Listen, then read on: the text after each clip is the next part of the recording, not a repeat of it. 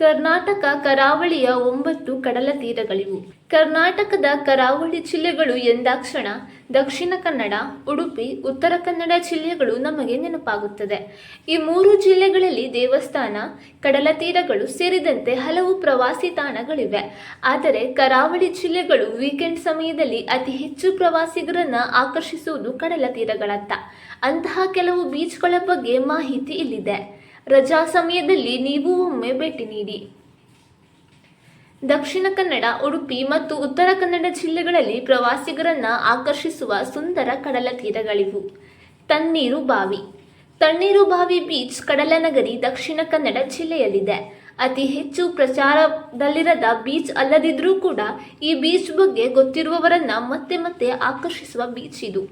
ಸುತ್ತಲೂ ಸ್ವಚ್ಛವಾಗಿ ಹಸಿರಾಗಿರುವ ವಾತಾವರಣದ ನಡುವಿನ ಈ ಕಡಲ ತೀರದಲ್ಲಿ ನೀವು ಸಣ್ಣ ಪಿಕ್ನಿಕ್ ಕೂಡ ಕೈಗೊಳ್ಳಬಹುದಾಗಿದೆ. ಅಲ್ಲಿಗೆ ಭೇಟಿ ನೀಡಿದವರಿಗಷ್ಟೇ ಗೊತ್ತು ಅಲ್ಲಿನ ಪ್ರಾಕೃತಿಕ ಪರಿಸರ ಮತ್ತು ಸಮುದ್ರ ತೀರದ ಆಕರ್ಷಣೆ. ಇಲ್ಲಿ ನೀವು ಸುಂದರ ಸೂರ್ಯಾಸ್ತವನ್ನ ಕಣ್ತುಂಬಿಕೊಳ್ಳಬಹುದಾಗಿದೆ. ಪಣಂಬೂರು ಬೀಚ್. ಪಣಂಬೂರು ಬೀಚ್ ದಕ್ಷಿಣ ಕನ್ನಡ ಜಿಲ್ಲೆಯಲ್ಲಿದೆ. ಭಾರತದ ಅತ್ಯಂತ ಸ್ವಚ್ಛ ಬೀಚ್ಗಳಲ್ಲಿ ಒಂದು. ಈ ಕಡಲ ತೀರ ಮಂಗಳೂರಿನಿಂದ 9 ಕಿಲೋಮೀಟರ್ ದೂರದಲ್ಲಿದೆ. ಉತ್ತಮವಾದ ಪಾರ್ಕಿಂಗ್ ಸೌಲಭ್ಯ, ಕುಟುಂಬದ ಜೊತೆಗೆ ಹೋಗಲು ಪ್ರಶಸ್ತ ಬೀಚ್ ಆಗಿದೆ. ಸೂರ್ಯೋದಯ, ಸೂರ್ಯಾಸ್ತ ನೋಡಲು ಉತ್ತಮ ತಾಣ ಹೌದು. ಪಣಂಬೂರು ಬೀಚ್ ಹತ್ತಿರದಲ್ಲಿ ನೀವು ಪಿಲಿಕುಳ ನಿಸರ್ಗಧಾಮ, ತಣ್ಣೀರುಬಾವಿ ಬೀಚ್, ಕದ್ರಿ ಮಂಜುನಾಥ ದೇವಸ್ಥಾನ ಸೇರಿದಂತೆ ಹಲವು ಜಾಗಗಳನ್ನು ಕೂಡ ನೋಡಬಹುದಾಗಿದೆ. ಸೋಮೇಶ್ವರ ಬೀಚ್. ಉಳ್ಳಾಲದ ಸೋಮೇಶ್ವರ ಬೀಚ್ ಕರಾವಳಿಯ ಪ್ರಸಿದ್ಧ ಬೀಚ್ಗಳಲ್ಲಿ ಒಂದು. ಮಂಗಳೂರಿನಿಂದ ಸುಮಾರು 5 ಕಿಲೋಮೀಟರ್ ದೂರದಲ್ಲಿದೆ. ಕಲ್ಲು ಬಂಡೆಗಳನ್ನು ಆವರಿಸಿರುವ ಈ ಬೀಚ್ಗಳನ್ನು ನೀವು ಹಲವು ಬಾರಿ ಸಿನಿಮಾಗಳಲ್ಲಿ ನೋಡಿರಬಹುದಾಗಿದೆ. ಇಲ್ಲಿ ಸಮುದ್ರ ತೀರದ ಮರಳಿನ ದಂಡೆಯ ಮೇಲೆ ನಡೆದು ಹೋಗುವುದು ಕೂಡ ಒಂದು ನವಿರಾದ ಅನುಭವ. ಪಡುಬಿದ್ರಿ ಬೀಚ್. ಕರ್ನಾಟಕದಲ್ಲಿ ಬ್ಲೂ ಫ್ಲಾಗ್ ಮಾನ್ಯತೆ ಪಡೆದಿರುವ ಬೀಚ್ ಪಡುಬಿದ್ರಿ ಬೀಚ್ ಆಗಿದೆ. ಈ ಬೀಚ್ ಇರುವುದು ಉಡುಪಿ ಜಿಲ್ಲೆಯಲ್ಲಿ.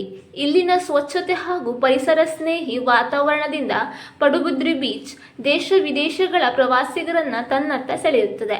ಪಡುಬಿದ್ರಿ ಬೀಚ್ ಬರುವ ಪ್ರವಾಸಿಗರಿಗೆ ಈ ಬೀಚ್ ವಿದೇಶಗಳ ಕಡಲ ತೀರದಲ್ಲಿ ಇದ್ದೇವೆ ಅನ್ನುವ ಅನುಭವವನ್ನು ನೀಡುತ್ತದೆ. ಇನ್ನು ಪಡುಕೆರೆ ಬೀಚ್.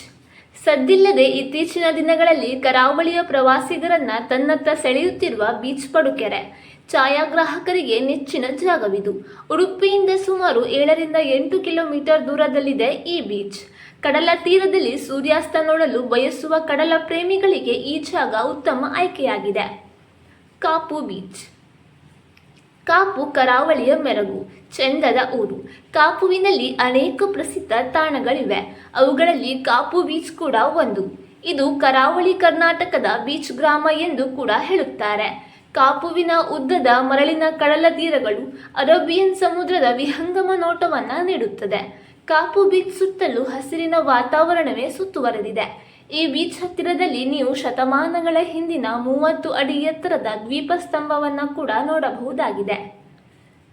ಮಚಲಿ ಬೀಚ್. ಉತ್ತರ ಕನ್ನಡ ಜಿಲ್ಲೆ ದೇವಸ್ಥಾನಗಳು ಹಾಗೂ ಹಲವು ಪ್ರವಾಸಿ ತಾಣಗಳಿಗೆ ಹೆಸರುವಾಸಿ.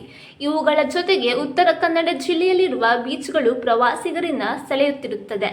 ಅಂತಹ ಬೀಚ್ಗಳಲ್ಲಿ ಉತ್ತರ ಕನ್ನಡ ಜಿಲ್ಲೆಯ ಕಾರವಾರದಲ್ಲಿರುವ ಮಜಲಿ ಬೀಚ್ ಕೂಡ ಒಂದು.